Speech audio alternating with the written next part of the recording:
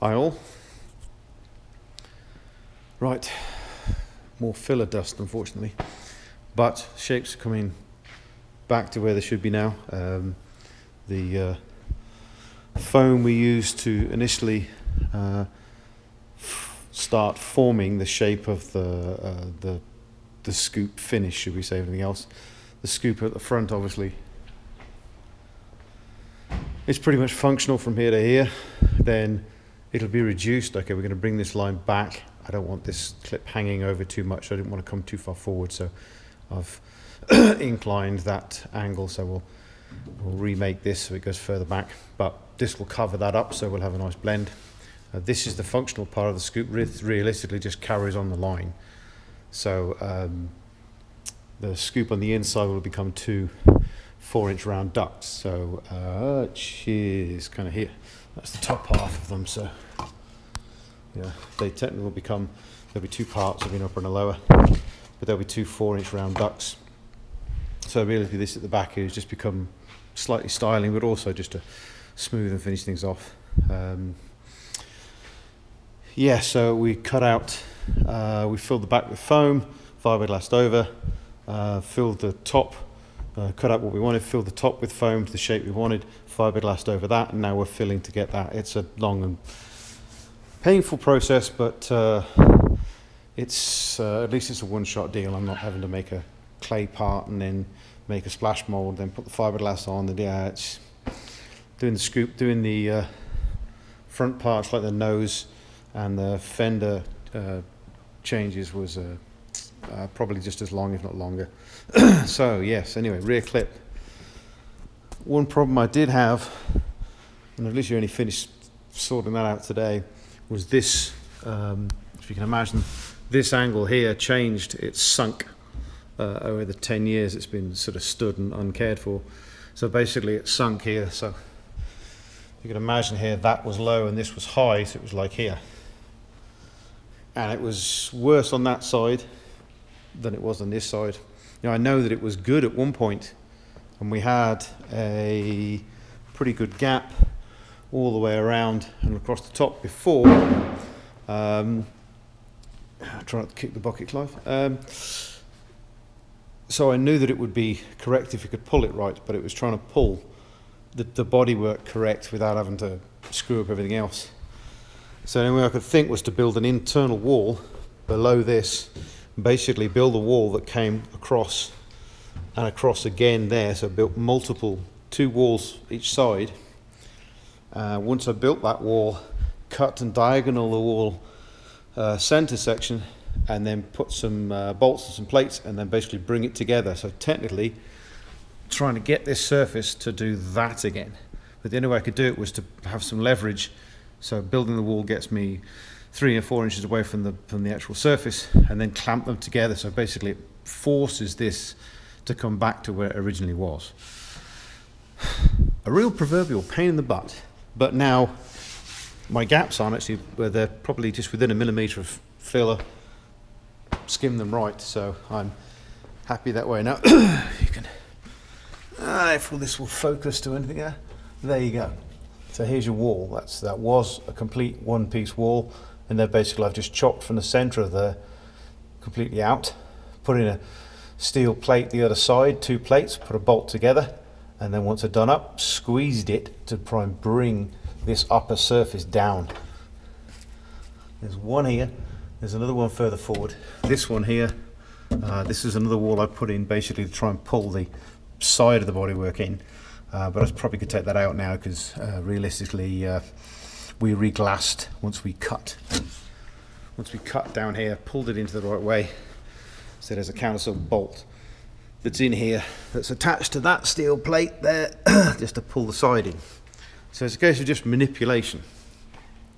Pain in the bum, don't get me wrong, but it's just manipulation. So now this side is pulled down square, that side is pulled down square. So basically across where this cap area is here, it's now flat to where it should be, which has brought this up and corrected pretty much everything we need.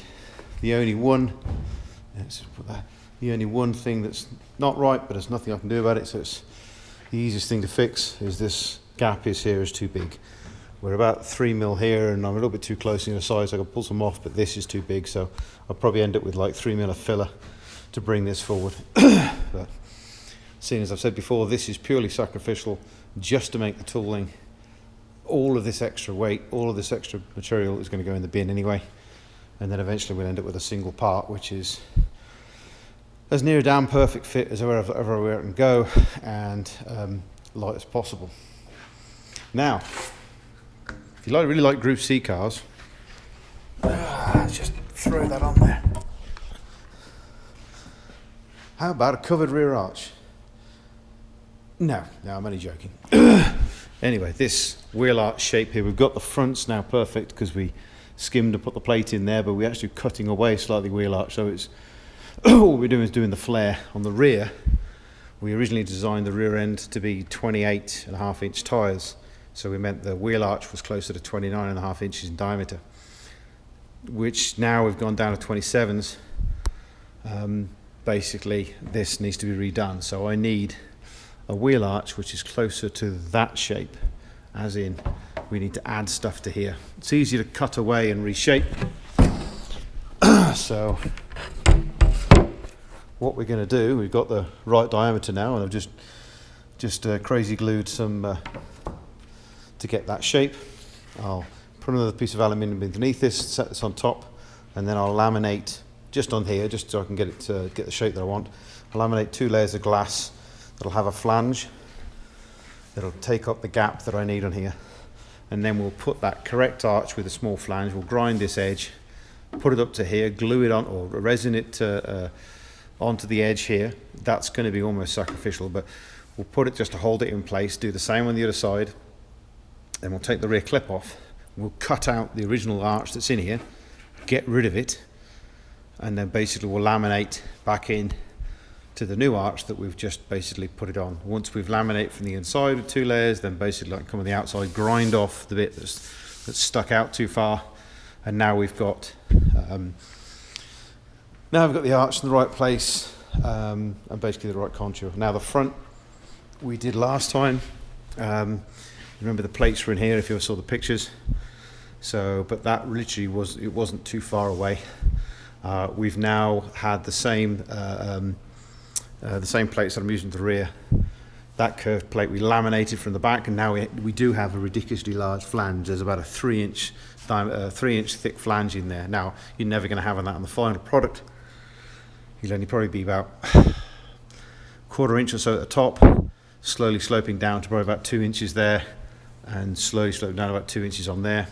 But I need a large flange on all of the, no jokes please. I need a large flange for doing the tooling, and then eventually we'll end up with enough of a flange that I can do vacuum bagging, which is the long-term plan.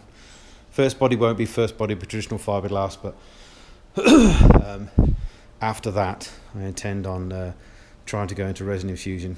I'll do a few fiberglass parts first just to get used to the vacuum bag process, mainly because the cloth is cheaper than carbon fiber, but then eventually we'll do carbon parts as well. So that's when that is, I don't know, but effectively that's the plan.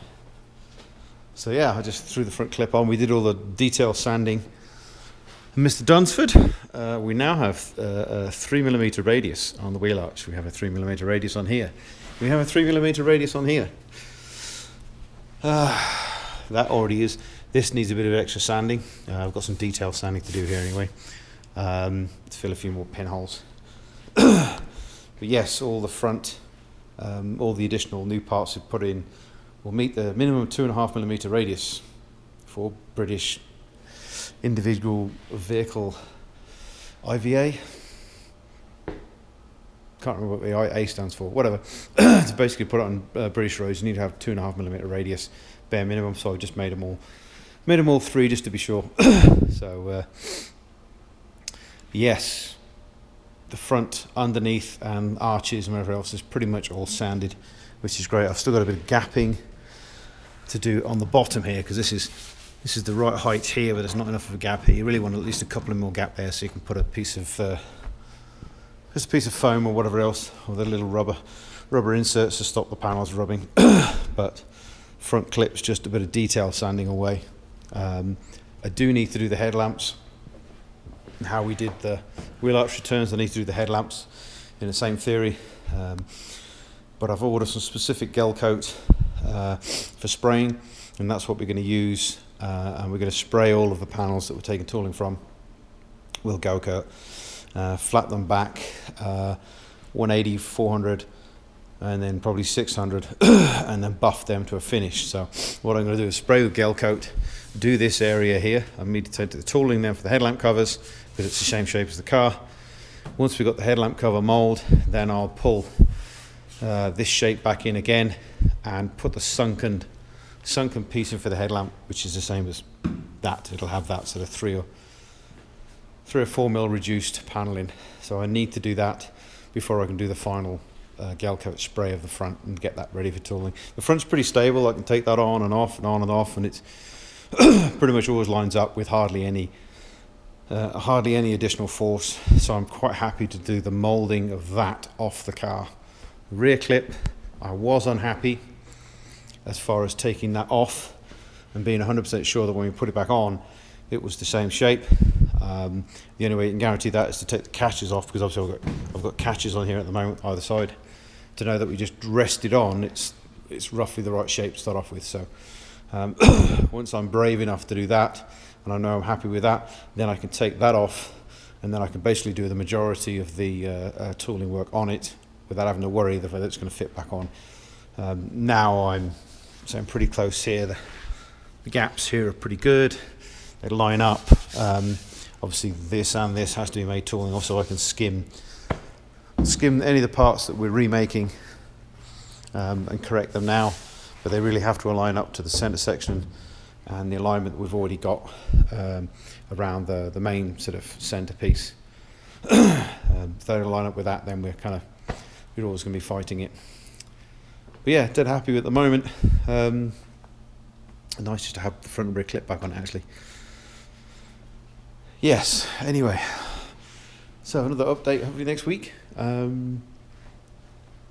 With any luck, I'll have the gel coats.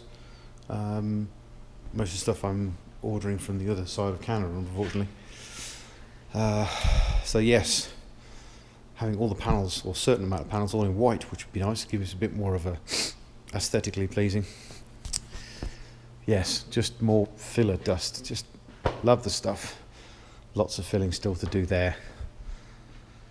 Yes, shares in Bondo would be good at this point. Anyway, I will ring off and speak to you all soon.